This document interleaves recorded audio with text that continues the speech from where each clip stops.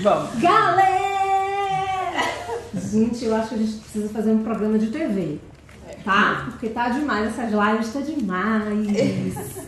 E aí, meu povo, hoje não tem ninguém aí falando com vocês diretamente, mas daqui a pouco eu vou aí. Então deixa os comentários, façam as perguntas, tá? Que a gente, rapidamente eu vou aí, vou falar com todo mundo, leia as perguntas, leia os comentários, depois eu volto pra cá de novo. Mas hoje, por que a gente tá de galera aqui? Vou falar com vocês. Por quê? Porque esse povo que tá aqui, maravilhoso e lindo e talentoso, é a galera que vai atender aqui na sala comigo agora. Tá? Por conta disso, eu não vou atender mais todos os dias da semana, porque estará ocupado com esse povo todo maravilhoso. Todo mundo aqui é psicoinfantil, não é isso?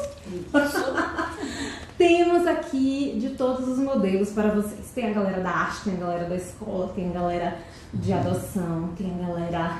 Isso são as especificidades, né?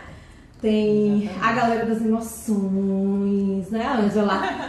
E todo mundo que entende tudo, óbvio, né, meu povo? Que não vai atender aqui a galera que não entende nada. E vamos fazer as supervisões em grupo, né? Isso vai ser massa. Porque as supervisões em grupo, inclusive, vão ser abertas para pessoas de fora que queiram se inscrever na supervisão em grupo presencial. Vai ter online também. Porque eu já sei que o povo vai perguntar, tem online? Vai ter online também. Mas com a galera daqui vai ter presencial. E é um grupo limitado, então não vai ser muita gente, porque senão vira o quê? Uma aula derna, a gente não faz supervisão. Mas eu queria começar apresentando todo mundo aqui pra vocês. E hoje o tema, antes me perguntem, que tema é hoje, Dani Rita? O tema é começando a atender criança na psicoterapia. Eita! Que negócio difícil. Muito. Não é atender criança que é difícil começar. Né? Porque a gente começa como profissional. E aí tem um começo geralzão de tudo, né? De ser profissional. De ser profissional psicólogo, que já é um... Ai, meu Deus, como é isso, né? Psicólogo dá dinheiro, né? E psicólogo é profissão. E às vezes a gente tem uma sensação de que a psicologia é uma missão de vida, né? Até mais que a medicina, porque a medicina é uma missão que a galera sabe que vai ficar rica, né? A psicologia é a missão que a gente vai ser missionário mesmo. Tipo assim, não vai ganhar nada pra isso de dinheiro, a gente só vai ganhar o terreno no céu. Né? Mas a gente tá precisando comprar o terreno aqui na terra antes, né? Que ninguém vai pro céu agora. Enfim, a gente não olha a psicologia como uma profissão, como deveria ser. Inclusive tem um termo que muita gente fala que é assim, por que você escolheu ser psicólogo? Porque eu quero ajudar pessoas. Então tá errado, meu amor. Vamos fazer outra coisa na vida e não ser psicólogo. Porque psicólogo é uma profissão que você vai prestar um serviço e vai receber por isso. Você não vai ajudar pessoas, tá? Pode ser que no que você faça as pessoas se sintam ajudadas, mas o que você está oferecendo para elas não é uma ajuda. Ajuda a gente oferece para amigo, não é, meu povo? E ajuda é o tipo de coisa que eu ofereço sem receber nada em troca, sem querer receber nada em troca, pelo menos, né? Isso é ajuda. Tá passando uma pessoa na rua, tá tendo uma dificuldade de atravessar a rua, eu vou ajudar ela a atravessar a rua. Quando eu termino de ajudar ela a atravessar a rua, eu não falo, amor, agora você vai pagar, né? Não vou fazer isso, porque eu ofereci minha ajuda. Então, psicólogo não oferece ajuda. Psicólogo oferece serviço qualificado e técnico, porque a gente estuda 5 anos de graduação. Não é 4 nem 3. E a gente ainda se especializa, porque a maioria se especializa. E a gente não para de estudar, né? A gente continua e a gente precisa de supervisão. Eu acho, inclusive, que é o profissional que mais se dedica à profissão depois se forma. É um dos, não vou dizer que é o, mas é um dos, né? Então a gente não pode pensar que a gente se formou e vai trabalhar e ganhar dinheiro. Não é só assim, né? E a maioria dos psicólogos tem que entrar na onda do eu sou autônomo, né? De empreender, porque não tem emprego formal para a psicologia de uma forma geral, como tem para o médico, por exemplo, que já forma e já garante os 10 mil dele por mês fazendo plantão, não precisa fazer mais nada, né? Gente, médicos, se eu estou errada, me corrijam. Se não é 10 mil, se é 15, me corrijam. Né? Mas assim, no nosso caso, a gente se forma, muita gente, essa é a sensação que eu tive, tá? Que eu ouço de muita gente. É que a gente se forma e a gente fica um pouco perdido sem saber o que é que eu vou fazer. Isso é verdade. Né? A faculdade não te dá esse aparato do que você vai fazer. Inclusive, a gente está reivindicando aqui para nas faculdades agora ter matéria de empreendedorismo, porque não tem nenhuma, né? Não é matéria de contabilidade, embora é importante a gente ter que saber de contabilidade, porque se você vai montar uma clínica, se você vai subir local, se você vai trabalhar como um empresário, que a gente é, quando a gente é autônomo, a gente precisa saber de contabilidade, senão a gente se ferra. Bonito. Então hoje a gente vai falar sobre isso e muito mais. Vou começar apresentando vocês, tá? Enquanto vocês se apresentam, que a galera já me conhece, a maioria me conhece, quem chegou aqui hoje nessa live de paraquedas e não sabe quem eu sou, depois eu vou mandar o meu currículo Lattes pra vocês. Tô brincando. Eu sou Dani Rita, psicóloga infantil, e tenho aqui esse Instagram que eu amo, que eu sou suspeita pra falar, porque eu sou a dona dele, mas eu sou apaixonada por ele. Tem muito conteúdo pra vocês aqui. E eu atendo em Salvador, né? E tenho um espaço terapêutico, que eu amo chamar assim, porque eu não suportava chamar espaço terapêutico de clínica, que parece que é uma coisa médica, que a gente só atende em clínica, e a gente pode atender em qualquer espaço, desde que seja terapêutico. E agora, esse espaço tem outros profissionais que vão atender também, que são Ângela, maravilhosa. Oi! Anja, né? Aline, maravilhosa. Muita também. gente já deve conhecer. Poderosa no mundo da adoção. Adele, Oi! que dá vontade de botar no pacote e levar pra casa. E Valnei, que dá vontade de levar pra casa o violão dele. Mas a gente se aprende a tocar, a gente não vai levar mais. E essa galera vai se apresentar aqui agora um pouquinho. Enquanto vocês vão se apresentando, e a gente começa por Ângela, né? Tipo, você começa. E aí, e quando vocês falam quem vocês são, e o que é que vocês vão fazer, e o que é que vocês fazem também, eu vou falar o que é que a galera tá falando. Se a galera já tá falando mal da gente. Olá, boa noite. Meu nome é Ângela Araújo, sou psicóloga infantil, tá bom? E, assim, um dos desafios, né, que mais eu enfrentei, assim, no início do atendimento como psicóloga infantil, eu ficava mais com medo de atender os pais, não era nem a criança, né? Então é um desafio muito grande ser psicóloga infantil, e a gente tem um medo até de aparecer na tela inicialmente, tá certo? De fazer lá nossas postagens, nossos vídeos, e aos poucos a gente tem que fazer, tem que mostrar assim a nossa cara e perdendo aquele medo. E se mostrar, né? Mostrar o que a gente faz, mostrar o que a gente faz de melhor. Então, eu iniciei na clínica infantil e gosto muito, adoro atender crianças, tá bom? E com a supervisão de Dani, linda, maravilhosa.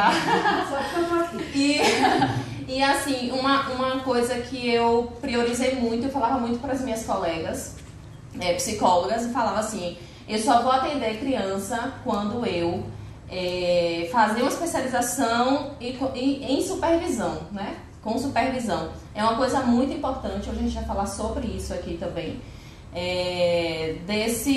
Porque como o Dani falou, né, que a gente sai da faculdade sem saber muita coisa o que vai acontecer de fato no espaço terapêutico. Então, ter esse momento de você ter supervisão, de você se especializar, ou então você mesmo buscar o próprio conhecimento, mesmo que você não faça uma pós, não faça algum tipo de especialização, mas você se aprofundar naquilo que você quer, estudar mesmo, meter a cara nos livros, em cursos e ter a supervisão, que hoje é o que eu busco muito. Tem a supervisão com o Dani e está sendo assim mais tranquila essa caminhada, esse início está sendo mais tranquilo. Quando você estava na faculdade, Ângela, você pensava em ser psicóloga atendendo na clínica, no espaço terapêutico, ou você pensava em ter um emprego, ou fazer um concurso? O que é que passava pela sua cabeça? Pensava em atender. Inclusive, a psicologia infantil veio para mim no primeiro semestre, tá? E eu já não entrei na faculdade com psicologia pensando em atender crianças. Então, no primeiro semestre, eu tive uma disciplina com uma pessoa que amo muito, Chalube. Professor top, top, top. Eu adoro ele. Espaço Íntimo Seguro. Espaço Íntimo Seguro. Sigam lá, gente. @Espaço Íntimo Seguro. E ele falava, sobre desenvolvimento infantil 1, e eu me apaixonei. Eu me encantei. Tanto por Chalub, pela forma como ele passa essa primeira infância, e com o conteúdo, me aproximar desse conteúdo, eu me encantei. Então foi a partir daí que eu decidi atender criança. Eu não pensei em concurso, não pensei em trabalhar em empresa, em nada. Foi atender crianças na clínica. E aí a partir daí foi crescendo, né? Esse amor, esse querer, esse desejo. Próxima pessoa. Eu sou a próxima pessoa. Acho que muita gente que tá aí já me conhece, porque eu já vim aqui algumas vezes fazer live com Dani.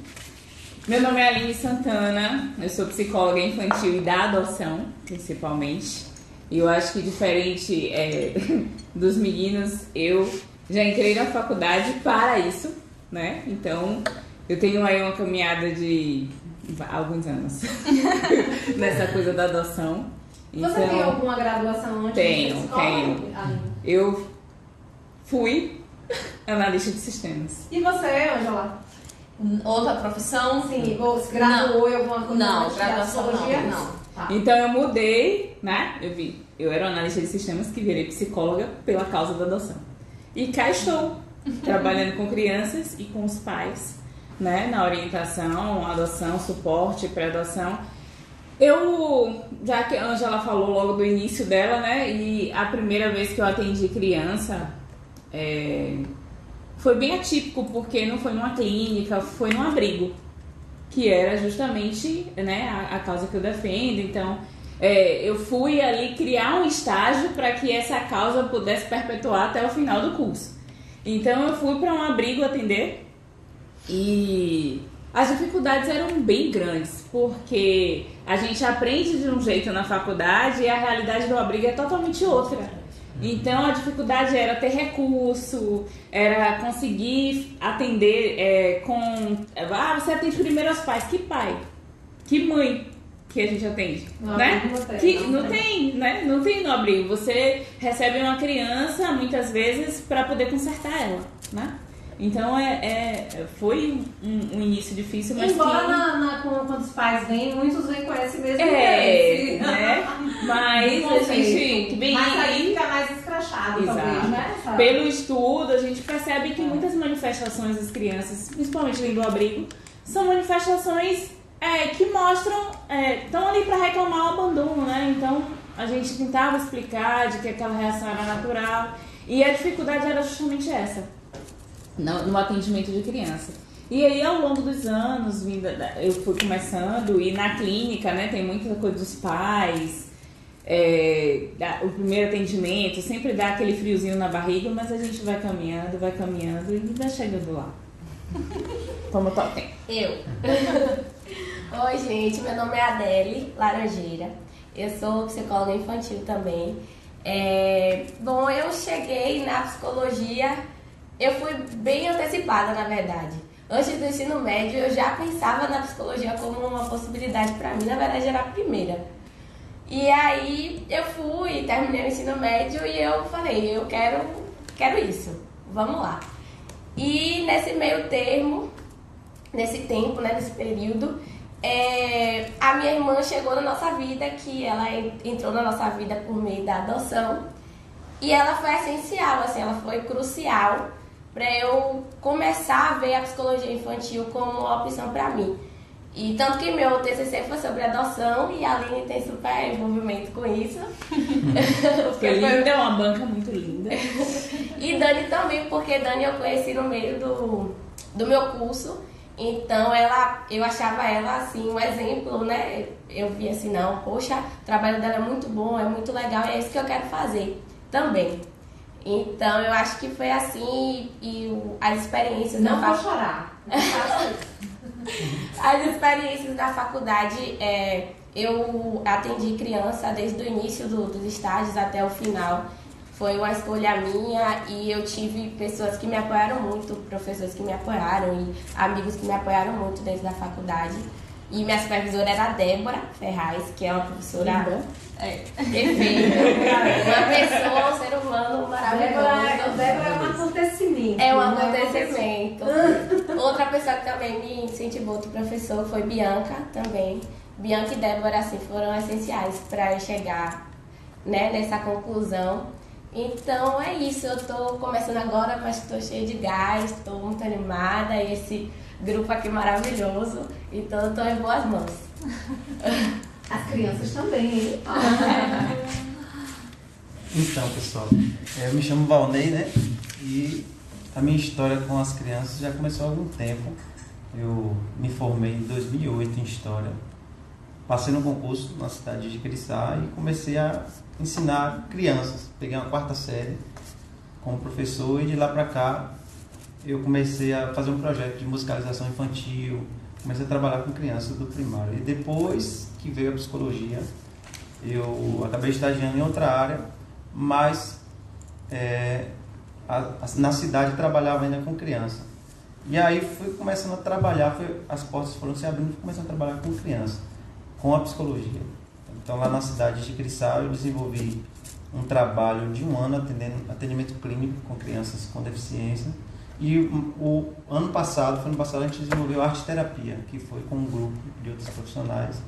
E a gente usava, né, um companheiro aqui, violão, nessa tarefa da arte-terapia que, assim, eu aprendi muito nessa experiência da arte-terapia e vi o quanto que a música, né, assim como outras formas de arte, é um recurso terapêutico muito importante, assim, que as crianças gostam. Quem que não gosta, né, de música? E eu fui aprendendo algumas estratégias de trabalhar com isso, né? E aí envolver a família, mas eu tive desafio também no início. Eu ficava ali agoniado com a pressa da família, assim, essa coisa de querer consertar a criança. Eu achava que era colocar lá na sala do psicólogo e como se fosse uma massa de modelar que a gente ia fazer uma mágica e a criança ia sair já do jeito que a família queria que ela saísse. Aí teve todo esse processo de psicoeducação, né, dessa família, trabalhar junto ali. Então, assim, é sempre um desafio começar. E aqui nesse momento agora, recomeçar, né, é um novo desafio, um novo ambiente. É a primeira vez em Salvador. Eu lembro que eu já conheço Dani, que ela é lá da UFRB também, mas eu perguntei, Dani, você sabe de algum lugar que eu possa vir a fazer uma parceria? E aí ela falou, não, eu estou fazendo isso aqui e tal, vem cá, a gente conversa e a gente está começando essa parceria junto com as colegas, né? E a gente tem certeza que a gente está aqui para dar o nosso melhor. Vamos fazer supervisão sim, até porque a gente tem que reconhecer essa grande profissional que tem mais experiência, vai estar nos supervisionando. Eu já fiz alguns cursos com ela e pretendo fazer outros também.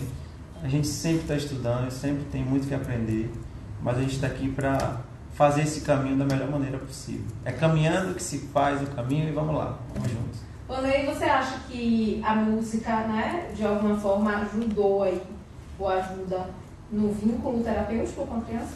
Sim, sim. Por mais que eu não usava, quando eu atendi, não usava a música logo de cara. Mas em algum momento o violão estava ali do lado. Uhum. E aí a criança se endereçava ao instrumento, sabe? Ou para querer pegar e tocar, ou para querer cantar alguma música. E aí volta e meia a música já estava ali no meio, né? Então, assim, acaba facilitando bastante. Em alguns casos, aconteceu, outro dia até relatei no meu Instagram a questão do luto, como eu trabalhei com a música. Alguns casos aconteceu de eu compor uma música para a criança ali na hora, assim, depois de conversar com ela e saber tudo, e isso foi bem terapêutico, assim. Ela sentia a história dela, pensando sobre a história dela a partir da composição que eu fui fazendo. E aí ela foi cantando comigo, me ajudando a compor. Em alguns momentos ela dizia, essa palavra fica melhor. Então a gente foi compondo um novo caminho, né? Uhum. Terapêutico ali. Então a música é um recurso terapêutico que não se encerra em si mesmo, mas que ajuda nesse caminho aí, bastante. Acho que a música é um recurso tão terapêutico que todo mundo usa muito a música para várias elaborações da vida, né? Você ouve música quando você está feliz, você ouve música quando você está na fossa, né? Inclusive você ouve uma música para ficar mais ainda triste, para lembrar ainda mais da sua tristeza, não é? E eu acho bacana porque isso, às vezes a gente enquanto psicólogo, deixa eu falar, o povo me vê. A gente, às vezes, enquanto tem vários comentários lindos ali, mil coraçõezinhos, e o pessoal dizendo que tá adorando saber a história de cada um de vocês. Mas assim, quando a gente tá dentro do processo terapêutico, quanto psicólogo, a gente esquece, principalmente nesse primeiro momento que a gente tá muito eufórico, muito ansioso, né? Muito querendo que as coisas... muito querendo mostrar serviço, que a gente... usar as técnicas e todas aquelas teorias que a gente sabe que tem milhões de teorias, 5 anos não são realmente... não passam em branco, mas a gente esquece muitas vezes das coisas que são simples e que acontecem no nosso dia a dia e que a gente pode trazer isso enquanto olhar, né, para o momento terapêutico. Por exemplo, quando a gente pensa na música e a gente fala, eu ouço a música alegre quando eu tô feliz, o carnaval.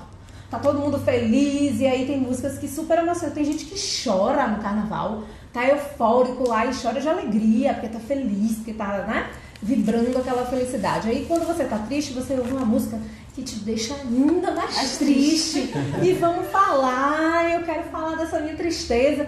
E isso a gente faz na vida. Por que a gente não entende que isso precisa ser feito no processo terapêutico? Porque isso é terapêutico, sim, né? Porque isso é justamente elaborar um processo.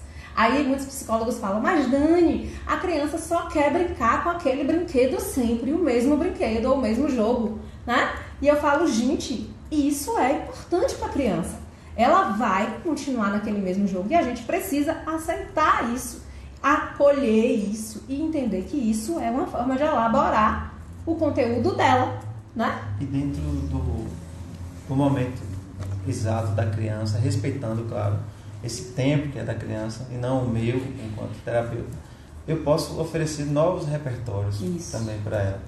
Tipo, novas formas de lidar com aquilo, sim, novas canções, né? Se a gente for fazer aí, um paralelo à música, né? Outro dia eu estava analisando uma música que tem do Thierry, não oferecendo juízo de valor, mas uma música que fala, sabe o fundo do poço, eu tô lá. A esposa terminou com ele, a namorada, e ele tá mal, tô mal e tal. E aí ele fala na música que ele vai começar, tipo, a usar drogas porque ele tá mal e tal. E aí eu lembrei de uma outra música que é de Peninha, que até o Caetano canta, que fala assim, diferente mesmo. Mas não tem revolta não, eu só quero que você se encontre, saudade até que é bom, é melhor que caminhar vazio, a esperança é um dom que eu tenho em mim. Aí vem a parte mais bonita. Não tem desespero não, você me ensinou milhões de coisas, tenho um sonho em minhas mãos, amanhã será um novo dia, certamente eu vou ser mais... Olha que forma diferente de lidar com a separação. Com a mesma situação. Eu aprendi muito com você, você também aprendeu comigo, não tem revolta, siga a sua vida, não necessariamente dizendo que um conteúdo é melhor que o outro, até porque cada pessoa vai atravessar... Faz parte do processo de cada um, isso, né? Mas aí com a criança eu posso acolher aquela canção que está traduzindo a vida dela naquele momento, mas eu posso sim oferecer outros repertórios para ela aprender a lidar com aquilo de outras formas. E a criança tem um olhar maravilhoso para isso, né? Porque a criança tem a plasticidade neuronal e isso é cientificamente comprovado. Não é só uma coisa da teoria psíquica, né? Tem uma coisa que é biológica mesmo, né? A criança, e muita gente pergunta, ai, criança, né? Precisa ir para terapia? Ou vai funcionar a terapia com a criança? Com a criança que vai funcionar melhor e mais rápido. E né, a criança se melhora muito no processo terapêutico. Muitas vezes quem barra o processo terapêutico da criança são os adultos, não é a criança, os adultos que convivem com a criança, que estão ali emperrados, porque a gente adulto, a gente para desfazer de uma coisa que está enraizada na misericórdia, tem que ser terapia, tem que ser um monte de outros recursos terapêuticos. Às vezes até psicofármacos, né? Porque a gente não dá conta, a gente é adulto, a gente está ali solidificado. A criança tem esse espaço. Mas o que eu queria, né? Para não ficar aqui só falando, fazendo supervisão agora. Eu acho massa essa ideia da supervisão, quando você fala, né? de você fazer supervisão com a pessoa que tem mais experiência. E eu faço ainda um adendo a isso. Não só a questão da experiência, mas a supervisão é uma forma de trocar com o outro, mesmo com um olhar inexperiente, né? Mesmo com um olhar, inclusive alguns profissionais perguntam assim, mas será que funciona, Dani, eu fazer supervisão? Porque eu atuo em tal abordagem, fazer uma supervisão com psicólogo que tem outro tipo de abordagem, às vezes é até legal, porque você vai ter um outro olhar, você vai ter uma outra perspectiva sobre aquilo. Né? Óbvio que tem gente que está numa abordagem e quer seguir a risca aquela abordagem ali, tá tudo bem também, né? Mas todo mundo me conhece, quem me conhece sabe que eu não tenho borda, não tenho limite, eu sou o infinito e eu sou assim com as abordagens, então eu trabalho com abordagem de forma integrativa, né? E quem quiser me seguir, me siga no Instagram, quem não quiser, tem vários Instagrams maravilhosos de psicólogas que são super caixinhas fechadas na abordagem delas e que inclusive eu sigo, porque como eu faço todas as abordagens, então eu sigo a galera toda e vou aprendendo um pouquinho cada um.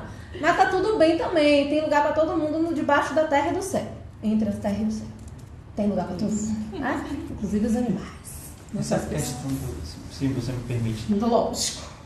Quando a gente está estudando psicologia, a gente aprende assim, que tem várias abordagens e que você tem que se agarrar a uma, aí fica um pouco, cada professor vai, de alguma maneira... Defendendo o seu lado? Defendendo o seu lado, psicanálise, gestalt, comportamental, e aí você fica assim meio, vai pra lá, vai pra cá, e aí eu percebi o seguinte, e eu já ouvi isso, que quem quer abraçar tudo, já ouvi bastante isso, não segue nada, só que eu tava pensando assim, mas isso não é tão justo, pense aí, um clínico geral, que é o cara que não tem especialidade, ele vai lá, ele é o clínico geral. Será que ele é menos importante do que um pediatra? Será que ele é menos importante do que alguém que se especializou? Ou ele é tão importante quanto? Então é um caminho que ele escolheu. Exatamente. E ele escolheu ser clínico geral. Então assim, você pode sim, e na psicoterapia infantil, você pode sim gostar de algumas abordagens sem necessariamente querer se fechar em uma. Ou você pode, por exemplo, questões como o autismo, né? Que a comportamental, de alguma maneira, tem, mas já tem psicanálise também trabalhando. Tem, então, assim, tem muita psicanálise. Trabalhando super bem, inclusive. Não tem como fechar, dizer tal questão vai ser com tal. Não, eu acho que isso é bem... Eu acho que essa coisa da abordagem também, acontece muito essa guerra de abordagens, porque existem abordagens que trazem muito mais trabalhos científicos, com comprovação científica, né, de pesquisa mesmo, de conteúdo produzido cientificamente, que são as pesquisas, que são estudos que são pesquisados e são embasados tecnicamente nos resultados que oferecem, e por isso, por exemplo, a TCC acaba ganhando um espaço muito maior, principalmente nos profissionais que são mais biológicos, né, que são os profissionais da medicina. Por exemplo, a maioria dos neuros, a maioria dos psiquiatras vão orientar que você leve sua criança que ele está acompanhando para um terapeuta cognitivo comportamental. Por que eles fazem isso? Porque eles não acreditam no trabalho das outras abordagens? Não, porque eles têm os estudos científicos, porque essa galera toda trabalha com base em estudo científico. Eu já fiz curso de psiquiatria e curso de neurologia e todos eles trabalham com base em pesquisa científica, para tudo, né? Então eles são guiados pelas pesquisas científicas. As outras abordagens, que não a terapia cognitivo-comportamental, fazem muito pouco isso, quase não fazem. Então por isso que elas ficam, coitadas, mais jogada para escanteio dessa galera. Então muitos pacientes às vezes procuram direcionados. Mas você faz, Dani, você trabalha cognitivo-comportamental? Aí eu falo, por que você está me perguntando? Não, porque foi o pediatra, ou porque foi o neurologista ou o psiquiatra que pediu para ser essa abordagem. E aí eu digo o seguinte, nesse esquema eu não atendo, porque eu atendo com as abordagens integrativas. Então, se você está vindo com uma referência de procurar um psicólogo, terapia cognitivo-comportamental, porque o médico precisa dele, você vai procurar por ele. Não sou eu essa pessoa. Embora, no meu trabalho, eu utilize muitas técnicas da terapia cognitivo-comportamental. Mas eu não fico só nela. Então, eu não posso dizer para uma pessoa que eu faço aquilo que ela espera, né? Se eu não faço. eu digo o que eu faço, né? E isso é uma coisa que a gente tem muita dificuldade também quando começa. É dizer para o paciente ou para o cliente qual é a nossa proposta de trabalho, né? Porque a gente fica ou cafufado com o negócio da abordagem, né? Ou a gente simplesmente não foi ensinado, porque ninguém foi ensinado nisso na faculdade. Agora, geralmente, quem pergunta isso... A abordagem? Quem pergunta que a abordagem é... Pouquíssimas pessoas. Porque Pouquíssimas o pai e a mãe não pessoas. perguntam. Mas o pai e a mãe perguntam quando Sim, vem de quando vem de referência. alguma coisa. Mas quando o pai e a mãe não perguntam da abordagem, o pai e Ou a o mãe pai e a mãe é perguntam... psicólogo. Mas quando o pai e a mãe não perguntam de abordagem, o pai e a mãe quer saber como é que você vai ajudar o filho dela, entende? O que é que você vai fazer? Como é o seu trabalho? Eu acho que essa é uma dificuldade que a maioria dos psicólogos tem de fazer. E é dizer como é que vai ser meu trabalho. O que é que eu vou fazer para te dar o resultado? Talvez não o que você espera, mas o resultado. Tem um resultado. A gente não trabalha sem resultado.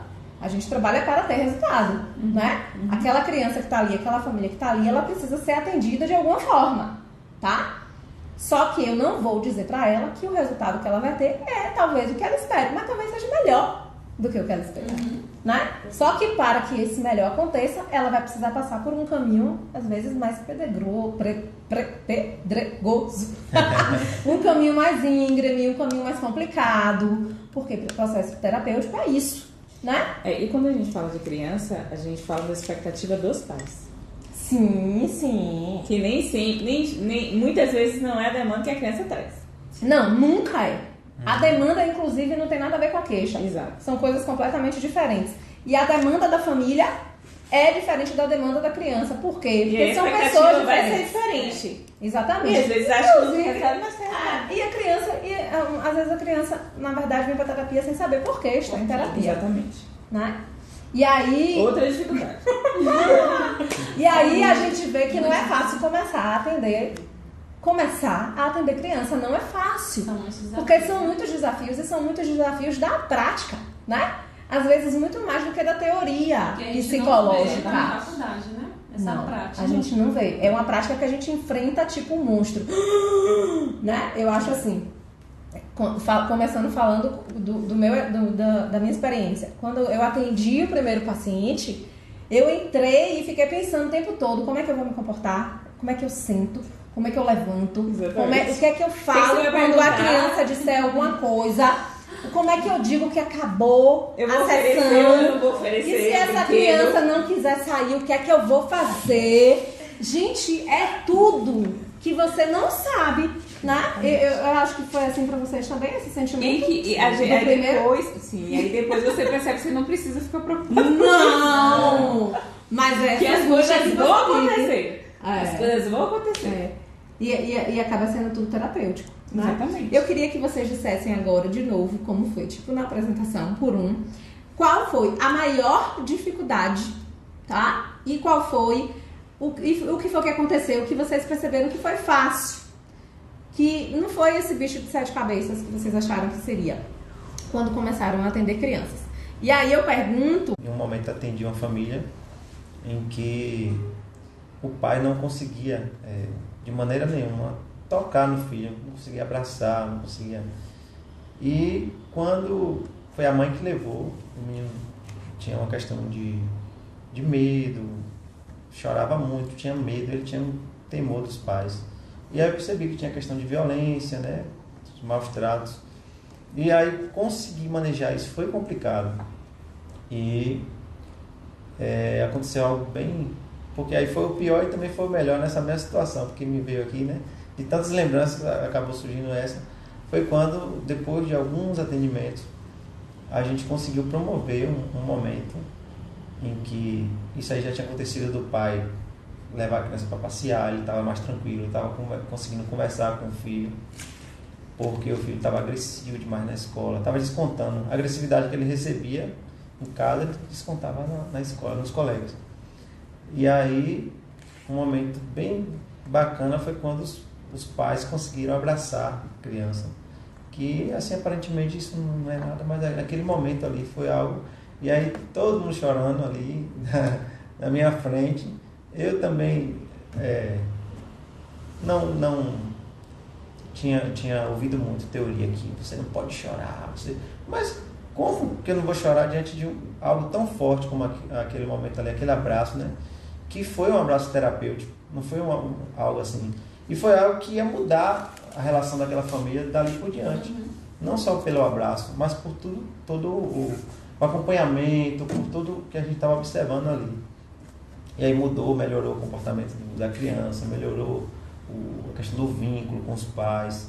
E aí, quando investigando, os pais nunca tinham recebido o abraço dos seus outros pais, nem a mãe, e eles só sabiam bater, só sabiam brigar. Então, assim, houve essa disposição, mas não foi fácil. O pai, quando chegou lá mesmo no primeiro dia, parecia um cara nervoso e tal. E aí eu consegui, né, chegar esse cara de homem para homem e trazer aí uma fala sensível e ao mesmo tempo que tinha um impacto de dizer assim, você recebeu muita surra, você recebeu muito grito, mas você não precisa fazer isso de novo, você não precisa tal. E falar isso para ele foi algo assim que me, sabe, marcou bastante assim. Hoje eu não sei porque foi lá, mas eu acho que depois disso eles possivelmente teriam essa outra trilha aí, né? Em algum momento iriam voltar, porque não é mágica. Não é mágica, mas com acompanhamento a longo prazo, como você falou, né? Sim. Isso aí tem um efeito extraordinário. Isso, na vida das pessoas, né? E mais do que isso, vai se multiplicando, né? Para outras pessoas que estão ao redor. Então você acaba interferindo na casa toda, na família toda, nas pessoas que convivem. E você, Adélia? O que foi mais difícil e o que está sendo mais difícil e o que talvez não esteja assim tão bicho de sete cabeças. E pode ser em relação a qualquer coisa, sabe? Tipo, da divulgação do trabalho até o fato de atender em si mesmo, sabe? Eu acho que a divulgação, como você falou, é um ponto bastante complicado, assim, porque a gente está acostumado dentro da faculdade a dividir muito os nossos momentos, né? Com os colegas, com os amigos que a gente faz lá dentro. Então, tudo que a gente produz, a gente acaba compartilhando muito. Então, é muito menos inseguro do que aqui fora. Pra gente expor o que a gente pensa, pra gente colocar a nossa cara, assim, né? E falar o que a gente acha e falar sobre o que a gente gosta, né? O que a gente quer trabalhar. Então, eu acho que isso dá um receio. E isso é um receio coletivo, porque eu conheço vários colegas, amigos, que estão nessa mesma questão. E aí a gente junta, acaba compartilhando e passando um pro outro, né? Como é que a gente começa isso, né? E eu acho que quando eu atendi, por exemplo, na faculdade, essa questão com os pais, a parte mais difícil era delimitar que a criança ela tinha o espaço dela e ela tinha o momento dela, né? O espaço terapêutico dela. Às vezes os pais eles não conseguiam enxergar esse limite. Então eles, às vezes até antes de eles entrarem na sala, aí eles chegavam afobados. Aconteceu isso e isso, fulano fez isso e isso. E então era um pouco difícil delimitar isso para eles. Mas até um dia que eu consegui entender mais ou menos como é que conseguia delimitar esse espaço, né, da criança. E que no momento que eles iam ter um momento deles de falar, quando eu chamasse. Então, acho que é bem difícil delimitar isso. Às vezes é difícil você, enquanto profissional, saber a quem é que você está atendendo. Sim. Se é a família, para quem é que você está prestando serviço, ou se é para criança. Sim.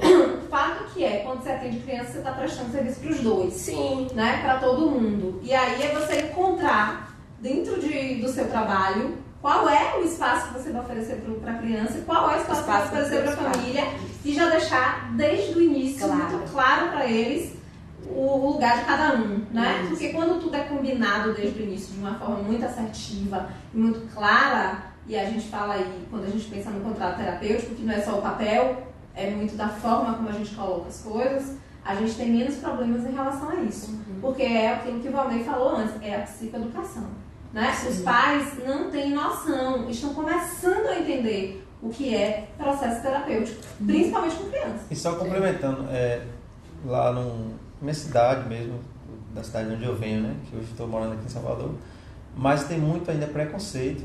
Eu acho que aqui também tem, com essa ideia. Eu vou levar meu filho pro psicólogo? Não, meu filho não tá louco, doido, não precisa não. Tá e além do preconceito, ainda tem uma coisa, uma vergonha. Tem gente que quer esconder que o filho está indo para psicoterapia, como se isso fosse, sabe, aquela ideia de que psicólogo é o cara louco que está amarrado. E a psicologia mudou muito, gente. A psicologia tem, entendeu? Aí a gente ainda tem que trabalhar com os pais também sobre isso, né? Porque tem gente que leva as crianças para a psicoterapia escondido, ou tem muitos que estão morrendo de vontade de levar, tem condições de levar, mas ficam assim, vou aguardar mais um pouquinho que ele vai melhorar. E aí, gente, se tratando de psicoterapia com criança, quanto mais cedo a intervenção, né, Dani? Quanto mais cedo a intervenção, quanto mais cedo, melhor. Qual a idade para começar a atender uma criança? Qualquer idade. Inclusive tem atendimento de bebês, que você faz junto com, óbvio, o cuidador principal. Isso. Que pode ser qualquer um. A mãe, o pai, quem cuida dessa criança. Inclusive todo mundo junto. E a psicanálise, inclusive, é muito boa nisso, né? Uma coisa que eu queria dizer também em relação a esse preconceito dos pais, às vezes não é mais do que o preconceito da coisa do ser louco, mas assim, a família, de uma certa forma, percebe que o processo terapêutico é revelador de um problema, né? E aí ninguém quer dizer que tem problema. Todo mundo, eu não vou para aí agora não, que eu quero ler as coisas, pô, vou ter que ir embora. Vocês estão me ouvindo? Olha a cara desse povo lindo agora. Mas eu acho que a galera tá me ouvindo, tá bem alto. Mas essa coisa do eu não posso dizer que eu tenho problemas. É o Instagram, né, minha gente? Que a gente só posta nossas alegrias e nossa vida linda. Por trás disso, só Jesus sabe os problemas que a gente tem na vida. Né? Gente, rapidinho, antes de continuar aí com a Aline e com a Ângela, eu quero falar algumas coisas que a galera tá falando aqui, que tá arrasando e o povo falando as coisas. Teve uma que botou vontade de mudar pra Salvador só pra fazer essa supervisão presencial. Vem, amiga. Tem várias casas pra alugar aqui, apartamento pra alugar. A Alessandra Fiebig ama ensinar com música, tá vendo? Que bacana a história de cada um. Juliana Neves falou. Sucesso pra vocês. Mari Taparica. E ela falou também de Adélia aqui, que tá super orgulhosa de Adélia. Aí, Psicologia Aquarela, adoro esses nomes que vocês dão lindos, de nomes de música. Essas lives acontecem semanalmente. Semanalmente, mulher, tu tá perdendo, cola aqui com a gente. Núcleo de Psicologia em Sabara. Os pais já me perguntaram sobre abordagem. Também não fico em uma só. Digo para os pais que a psicologia é a mola. Existem várias abordagens que vai depender de cada caso. Fico na dúvida se é isso mesmo. Aí a gente precisa estudar. Desculpa ser ampla. Desculpa aí o corretor. A gente desculpa, amiga, que a gente não conhece aqui. Aí tem uma hora que gravou, que foi na hora que eu vim aqui, que parece que eu estava adivinhando. Que tinha um negócio aqui que tinha travado, mas já voltou. Toda terça tem live. Ótimo, ela adorou. Toda terça tem live. Mari Taparica, maravilhosa, arrasou, como a Adélia estava falando. Bezerra Jaqueline, tão orgulhosa. Ai, gente, verdade. Mudar os paradigmas, né, colega? É isso aí. Aprendi muito hoje com vocês, muito bom. Aprendeu não, amor, tá aprendendo, que a gente já tem 10 minutos aqui. Só a vida, sim, perfeitamente. Mas eu vou dizer que a gente vai fazer 1 hora aqui no Instagram da gente, depois a gente vai ficar mais um pouquinho na outra live que a gente vai fazer logo depois dessa, que é uma live de encerramento dessa aqui, viu, minha gente? Então não vou embora logo quando fechar aqui, não. Que a gente vai continuar só pra fechar. Juliana Neves, adorando essa equipe. Amanda Live, Andresa. Que bom que vocês estão adorando. Que top, Anne França tá sempre aqui, coladíssima nessa live, nessas lives. Vontade de colocar vocês num potinho. Não, amiga, que vai ficar tudo apertado. Muito bacana essa live. Gente, que legal que vocês estão gostando. Vamos lá, Aline e Ângela. Quais foram as maiores dificuldades e aquilo que vocês caíram do cavalo, que achou que ia ser difícil, mas foi até fácil? Sim, olha, quando o Ney estava falando do atendimento, eu lembrei de um atendimento que eu tive, que era um menino que tinha um problema realmente de relacionamento com a mãe, principalmente. E essa criança só jogava a mesma coisa todo dia. E eu ficava, meu Deus do céu, eu não sei o que não tô conseguindo lidar com isso. Não tô sabendo o que eu vou fazer com isso aqui. Aí eu chegava na supervisão, todo dia ele quer jogar Uno. Era Uno É clássico. É. Porque é o brinquedo que tem em todo lugar. Tá tudo ali. Todo dia essa criatura jogava um. Todo dia. E eu achava que eu não tava fazendo nada. Eu digo, gente do céu, eu não tô fazendo nada. Porque essa criança, pelo amor do Senhor. E aí, aos poucos, ele foi realmente mudando de brincadeira e tal. Mas, assim, o mais emocionante, né? E principalmente pra mim, que trabalha com vínculo com pai e filho, independente da via biológica, adotiva, enfim. Foi que no final, eu tava indo embora, né? Era um trabalho voluntário. Eu fiquei lá 6 meses e ele fez um desenho pra se despedir de mim.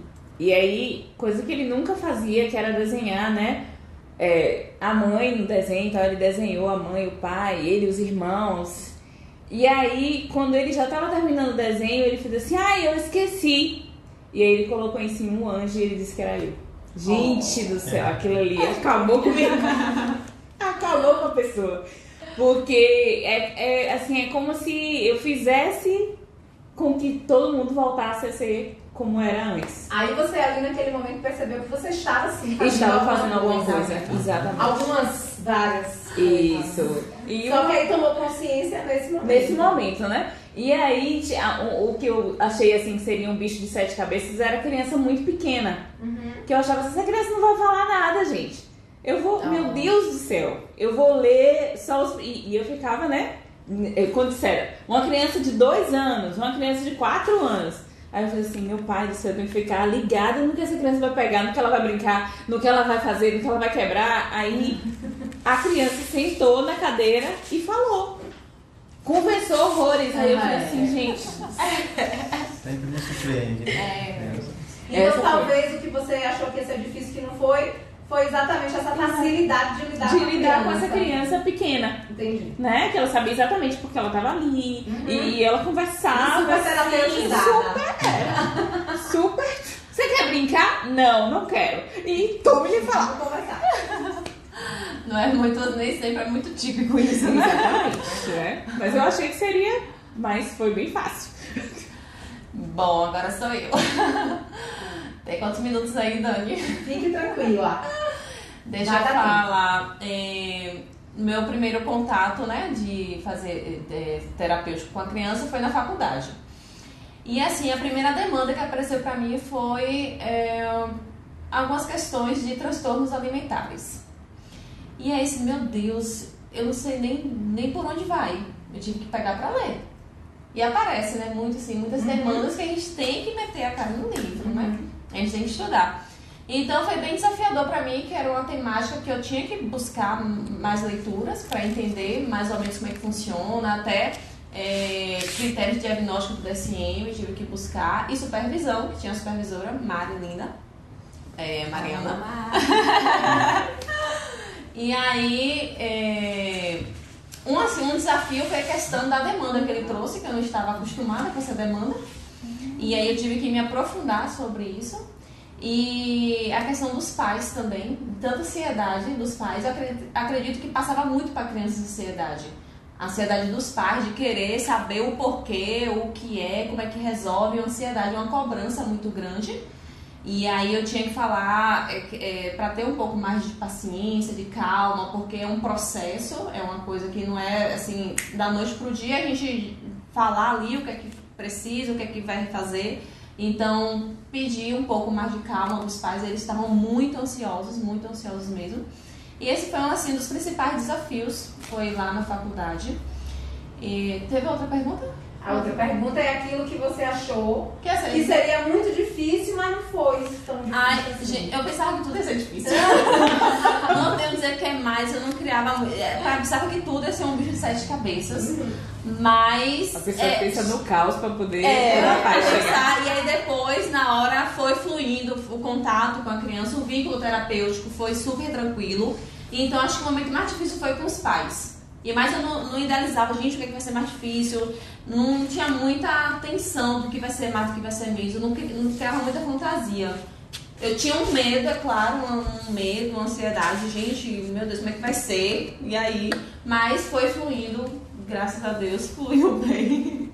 Quando a Aline falou do desenho, eu lembrei de uma coisa que eu achei que eu ia enlouquecer, ficar ansiosa, mas foi porque as crianças, durante a terapia, elas vão construir o que elas estão à vontade no momento, né, delas, e elas vão desenhar, e elas vão brincar, elas vão pegar um brinquedo, elas vão fazer o que elas querem, né, estão à vontade para fazer. E aí eu tinha essa paciente e ela desenhava muito, muito, muito. E eu sempre fui uma pessoa que eu não desenhei nada, nunca desenhei nada. Eu Na sou sua vida? Eu criança, eu tinha dificuldade para desenhar. Nas aulas de arte eu tinha dificuldade para desenhar. Então quando ela me propôs desenhar, meu Deus. Porque eles fazem isso, as crianças colocam a gente no carro, né? Aí quando ela fez isso, Aí eu falei, sério? Aí ela, vem, você consegue. Ela ainda me deu um incentivo. É maravilhoso. É psicóloga. Aí eu lembrei de como é difícil pra gente adulto se colocar nesse lugar, né? É voltar pra infância e brincar e desenhar. Mesmo que a gente não ache o desenho da gente legal. E assim, isso é legal você falar, porque o que acontece é que tudo que a gente acha, que tudo que a gente sugere pra criança, a gente acha que a criança vai aceitar, tipo, tá massa, vamos fazer, topa tudo. E tem uma dificuldade nessa aceitação. Se pra gente adulto é difícil a gente aceitar, a gente topar fazer alguma coisa que parece simples, imagine pra criança. Principalmente porque o olhar que você teve aí foi o olhar da insegurança do, será que eu consigo fazer isso? Será que eu vou fazer isso direito? Que é justamente o olhar que a criança tem quando ela barra. E ela fala, não vou fazer isso não, porque eu vou ser julgada por isso. Primeira coisa é isso, né? Tem criança que fala assim pra mim, mas eu não sei desenhar. Não sei desenhar, Dani. E aí, o que eu faço, né? E aí eu digo, ó, mas a ideia não é avaliar o seu desenho esteticamente. Tipo, se é bonito, se é feio, não é isso. E o problema disso tá justamente do que as pessoas fazem com esses desenhos, né? A escola utiliza o desenho muito com esse viés de julgamento, se tá bom, se tá bonito, se tá bem feito, se tá correto, se tá errado. É tudo muito com teor pedagógico. Ela tá dizendo que não sabe, porque em algum momento alguém disse pra ela que o desenho dela tava feio. Exatamente, porque foi julgado. Da escola.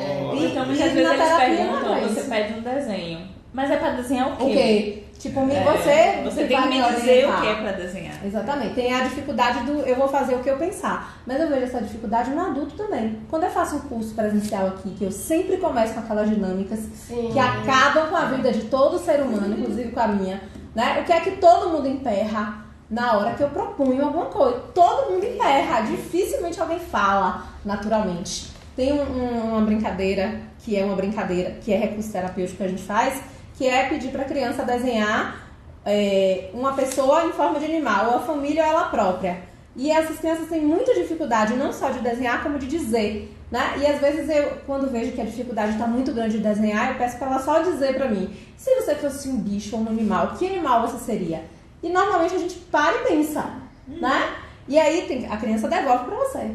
Que a criança quer saber como é que você tá nessa situação aí, pra ver se ela vai conseguir ou não. Porque se você não conseguir, ela tá livre, né? Ela tá feliz da vida, porque tipo, ela não conseguiu, então eu tô de boa, tô autorizada a não conseguir. E aí teve uma criança comigo uma vez de 4 anos, que ela automaticamente ela disse qual o bicho que ela queria ser, e ainda disse o que ia fazer. Assim, muito limpo, muito simples. Eu olhei pra essa criança e falei, velho, às vezes eu queria ter a certeza dessa criança, né? Eu queria ter essa garantia de que as coisas, do que eu sei sobre mim. Era uma criança que claramente sabia sobre ela, né? E não teve medo, nem pestanejou em nenhum momento. O que eu queria pra gente encerrar essa live? Eu queria que vocês falassem em uma palavra,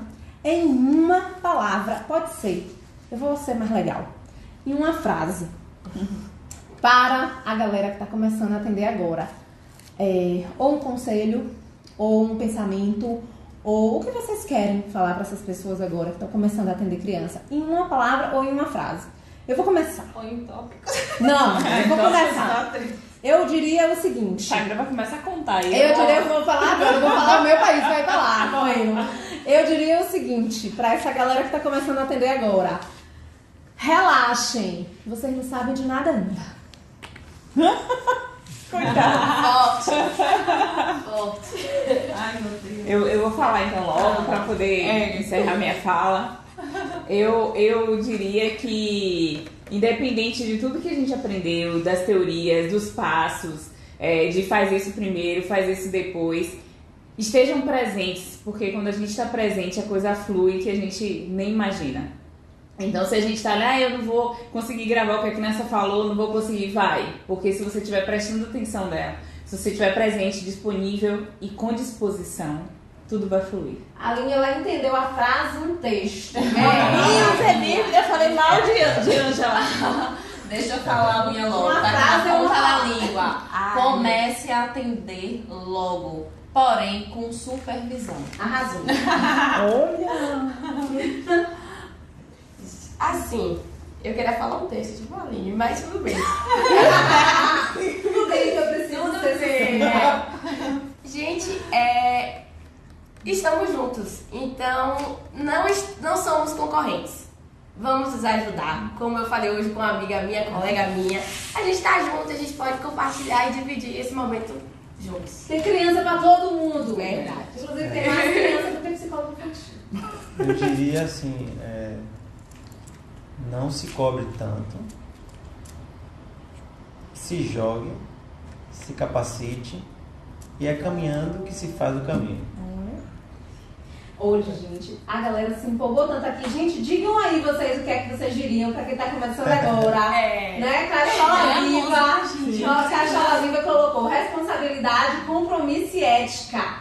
É isso aí. Ai, gente, vocês arrasaram, né? Que a galera tá dizendo aqui. E a gente vai fechar com o quê? Com música.